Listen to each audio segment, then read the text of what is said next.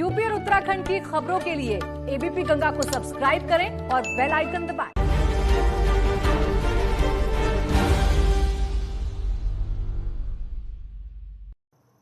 Break के बाद स्वागत है आपका। यूपी में बेशक योगी सरकार इस वक्त विपक्ष के निशाने पर है और कानून व्यवस्था के मुद्दे पर चौतरफा घिरी रही है, लेकिन बिहार में होने वाले विधानसभा चुनाव में योगी का चेहरा स्टार प्रचारकों में शामिल है।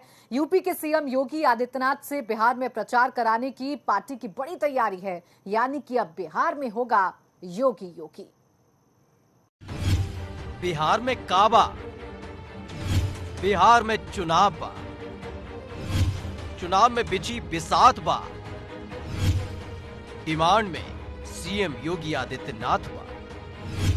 सियासत की रणभेरी बिहार में सज चुकी है। सभी सियासी योद्धा मैदान में उतर चुके हैं, लेकिन इस चुनावी नया को पार करना इतना भी आसान नहीं है और इस बात को सारे सियासी दल जानते भी हैं और बूझते भी हैं। ऐसे में भाजपा को दरकार है एक बड़े चेहरे की, जो भाजपा की नया पार लगा सके। बिहार के भाजपा नेताओं की खोज का अवसान होता है यूपी के सीएम योगी आदित्यनाथ पर। दरअसल बिहार चुनाव में स्टार प्रचारक के तौर पर भाजपा की पहली पसंद है सीएम योगी आदित्यनाथ। दरअसल गुजरात से लेकर राजस्थान और मध्य प्रदेश जैसे राज्यों में सीएम योगी के प्रचार ने भाजपा को बल दिया था। इसके साथ ही यूपी में लगातार हो रहे विकास कार्य ने सीएम योगी आदित्यनाथ की अलग छवि बना दी, जिसका असर दूसरे राज्यों में भी देखने को मिलता है। और यही वजह है कि बिहार चुनाव में सीएम योगी आदित्यनाथ की डिमांड सबसे हाई है। फिलहाल भाजपा में सत्ता में बने रहने की उम्मीद सीएम योगी आदित्यनाथ में दिख रही है और सिर्फ भाजपा नहीं, बल्कि उनकी सहयोगी पार्टी भी सीएम योगी आदित्यनाथ के स्टार प्रचारक बनने को लेकर उत्साहित नजर आ रही है। Bureau report, ABP Ganga. तो यूपी में लगातार ऑपरेशन नेस्ता नाबूद भी जारी है और अब प्रयागराज में हिस्ट्री शीटर रामलोचन यादव के खिलाफ कार्रवाई की गई है, जहां उसके मकान और गेस्ट हाउस को जमींदोज कर दिया गया।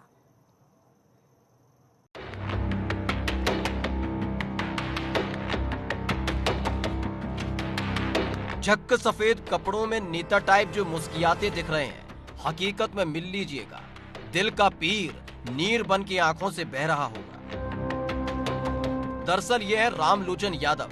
प्रयागराज में माफिया के नाम से जाने और पहचाने जाते हैं। प्रयागराज में बाहुबली के नाम से ठलाने वाले रामलोचन यादव 12 अक्टूबर की भोर को कभी भुला नहीं पाएंगे, जब उनके दरवाजे पर पुलिस और प्रशासन की टीम खड़ी थी, पीछे सरकारी बुलडोजर और फिर रामलोचन यादव के मकान और गेस्ट हाउस को रौंद दिया गया।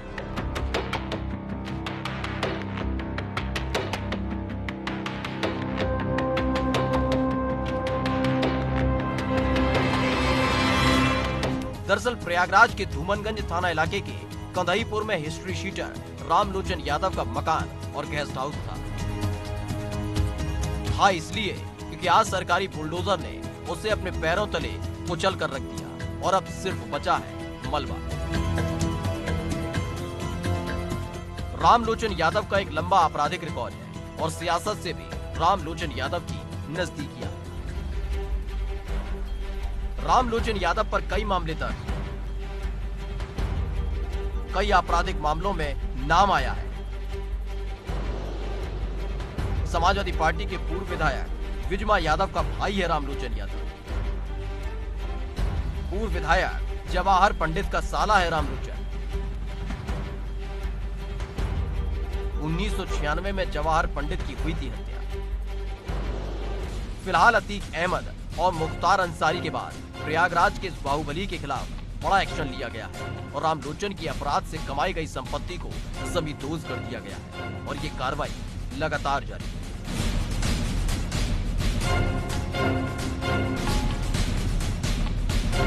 मोहम्मद मुईन, प्रयागराज, एबीपी गंगा। खबर बरेली से, जहां चोरी की वारदातें बढ़ती जा रही हैं। इज्जत नगर इलाके में चोरों ने बाइक चोरी की घटना को अंजाम दिया। चोरी की वारदात सीसीटीवी में दर्ज हो गई। पुलिस ने एफआईआर दर्ज कर ली है और चोरों की तलाश की जा रही है। तस्वीरें आपके सामने हैं, देखिए शख्स आता है और बड़ी ही आसानी से इस बाइक का लॉक खोलकर इसे यहां से लेकर फरार हो जाता है। इस बाइक पर हाथ साफ कर लेता है। फिलहाल सीसीटीवी के आधार पर पुलिस आगे की छानबीन कर रही है।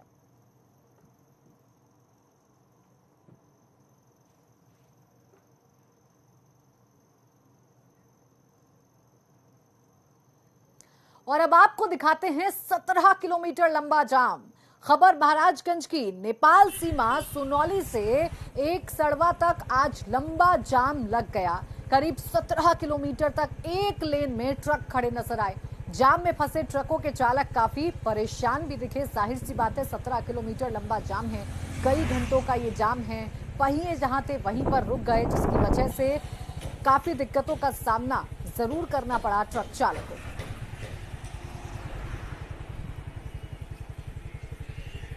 तो ये देखिए, हम तस्वीरें भी आपको दिखा रहे हैं। ये वाहनों की लंबी लंबी कतार, ये ट्रकों की लंबी कतार इस बात की तस्दीक कर रही है कि यहाँ पर जाम लगा हुआ है। पूरी तरीके से जो पहिए हैं ट्रक के वो थम चुके हैं। जो जहां पर खड़ा है ट्रक चालक, देखिए वहीं पर खड़ा हुआ नजर आ रहा है। और जो जानकारी मिल रही है उसके मुताबिक ये कोई छोटा मोटा जाम नहीं, बल्कि 17 किलोमीटर लंबा जाम है। यानी कि जहां तक आपकी नजर जाएगी 17 किलोमीटर तक आपको सिर्फ और सिर्फ ट्रक की जो लाइन है वो लगी हुई नजर आएगी।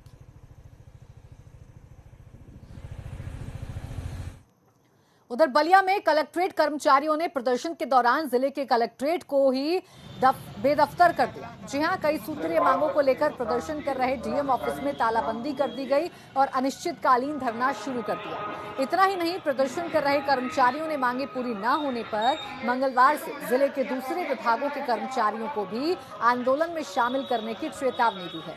दरअसल कुछ दिन पहले कलेक्ट्रेट ऑफिस में काम करने वाले कर्मचारी के बेटे को दबंगों ने पीट दिया था, लेकिन केस दर्ज होने के बाद भी उसकी गिरफ्तारी नहीं हुई। इसलिए कलेक्ट्रेट के सभी कर्मचारियों ने मांगों को लेकर प्रदर्शन करना शुरू कर दिया था।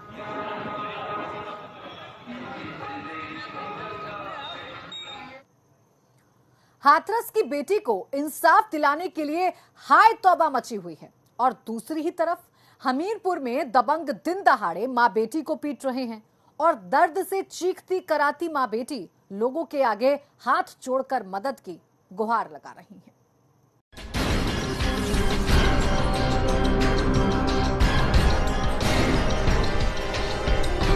गांव की तरफ जाते रास्ते पर बेसुध पड़ी महिला, कानून के रसातल में जाने का संकेत।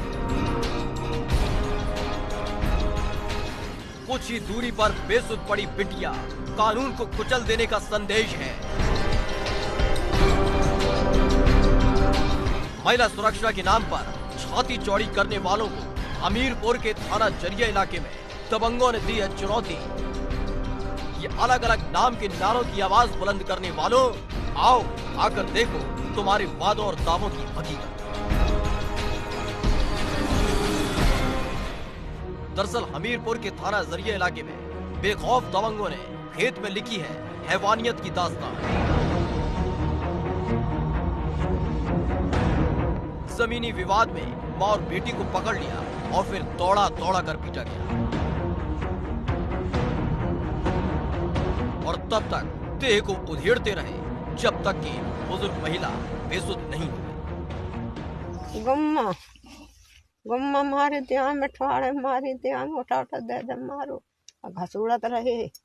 बहुत दशा बन रही, बहुत मारे। जानी किन किन लोगों ने मारपीट की आपसे? वहाँ मारू है 4 ने लोग आई हती भैंस। नाम बता देना, नाम बताओ। नाम विद्या, कृष्ण कुमार, भगदयाल।